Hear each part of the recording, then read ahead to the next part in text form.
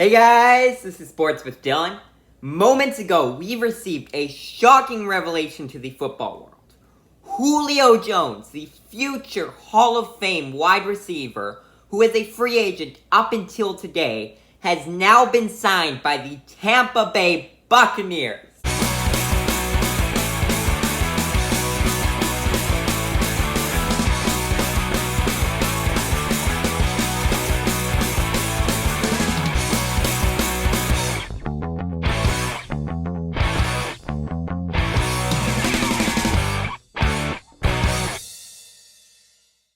As I mentioned in the intro, Julio Jones, who was released this offseason after being traded for by the Tennessee Titans about a year ago. I made a video about it, which I'll leave a link to in the description.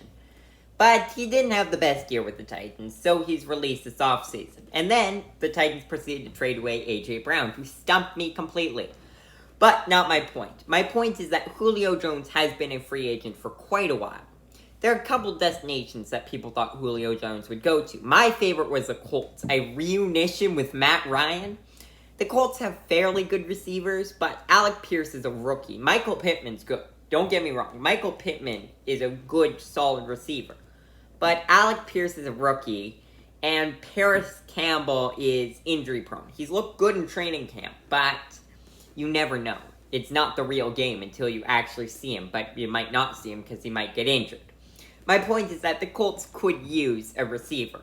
So Julio Jones would have made all the sense in the world. And again, a reunition with Matt Ryan, that would be a dream come true for me to watch. I'm not even a Falcons fan. But it doesn't make sense that he went to the Tampa Bay Buccaneers whatsoever. There are a couple other teams, yes, he could have gone to, but the Buccaneers, they have 3-star receivers already in Mike Evans, Chris Godwin, and Russell Gage. And they also have Scotty Miller, Tyler Johnson, Cyril Grayson, and Brashad Perriman. That is probably the best 6 receivers in the league. Bengals have the trio, but Buccaneers have the best 6 before this signing. Now, it's important to keep in mind that it's likely that 1 or 2 of those guys might not make the roster. My guess is that they'll try and trade away both Scotty Miller and Tyler Johnson, because both are solid receivers, but haven't gotten an opportunity in the Tampa Bay offense, because there's so many other receivers. Brashad Perriman's not worth that much anymore, but he could still be a valuable asset to Tampa. And Cyril Grayson's in the same position. He's not that valuable. They're not going to get much from a trade. But I think he could play well for Tampa. Now, it's important to note, though, that Chris Godwin tore his ACL mid-last season. And he's still recovering from it. Which means, for the start of the season, Chris Godwin might not be able to play. In which case, this signing makes tons of sense. Because Julio Jones, Mike Evans, and Russell Gage could be their top 3. But as soon as Chris Godwin gets back, that room gets overly crowded. Russell Gage should be a number 2 or 3 receiver in any team. Mike Evans and Chris Godwin should both be number 1 receivers, technically. Julio Jones should be a number 2 receiver. And then Brashad Perriman, Tyler Johnson, Scotty Miller, and Cyril Grayson could all be number 3 receivers on most teams. So that is one extremely crowded room, especially when Chris Godwin gets back. But it's important to expect that there's going to be some injuries in that room. And like I said, a couple players will probably be released or traded.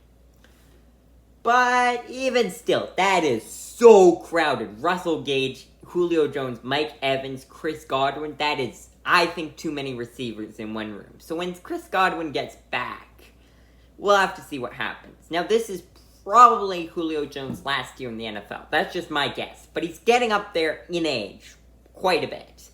So you can tell that he's not playing like he used to. A couple years ago, he was still playing in superstar form. But now he's just kind of playing meh. So I think it makes most sense for Julio Jones just to retire. Maybe he can even win his first Super Bowl. I think that's what his goal is. And that would be good for him to finally win a Super Bowl. But everyone else on that team to win at least 1 Super Bowl. Tom Brady's won 7. So I don't want that team to win a Super Bowl, but I would like Julio Jones to win a Super Bowl. So That's probably why he's still in the league, is to win a Super Bowl. But there's a time when you've just got to call it a career. And I think after this season, that will be the time for Julio Jones.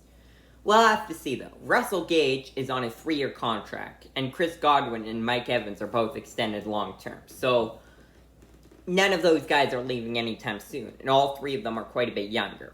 But that kind of leaves Julio Jones as the odd man out. So I bet you this is Julio Jones' last year in the NFL, but I hope he wins a Super Bowl. The Buccaneers made another signing to their pass-catching core recently. Kyle Rudolph was signed. Now, this signing makes a lot more sense to me, because they have Cameron Brate and Cade Otton as their top 2 tight ends. Cade Otton's a rookie, so you don't know what to expect from him. And Cameron Brate has been mediocre his whole career. But Kyle Rudolph was great for a while. He's getting past his prime. But it's good to bring in a true veteran that's been there, done it all, been a superstar, to mentor Cade Otton. I think that Cameron Brate would be a fine mentor, but I think that Kyle Rudolph brings something else into that tight end room. So I think that's a really good signing on the Buccaneers, bringing in Kyle Rudolph. In fact, it wouldn't surprise me at all if Cade Otton ended up taking the #1 tight end job by mid-season, because he has tons of potential, and there's not many better teams he could start on with that, with plenty of receivers to take the targets away from him, but also to take the defensive backs away from him. So he's got Tom Brady. That's the biggest thing. He's got Tom Brady on his team, so I think he'll play very good this season, but we'll have to see. Now, after the Julio Jones signing, I've got a question for you guys. What team now has the best receiving core in the league? The Cincinnati Bengals with Jamar Chase, T. Higgins, and Tyler Boyd? Or the Tampa Bay Buccaneers with Mike Evans, Julio Jones, and Chris Godwin? I am curious what you guys think. Feel free to reply in the comments. I am actually leaning towards the Buccaneers. I think Jamar Chase and T. Higgins have plenty more potential, and I think in a year's time, the Bengals will absolutely be destroying them. But for now, the Buccaneers have built a really good receiving core. Thanks for watching.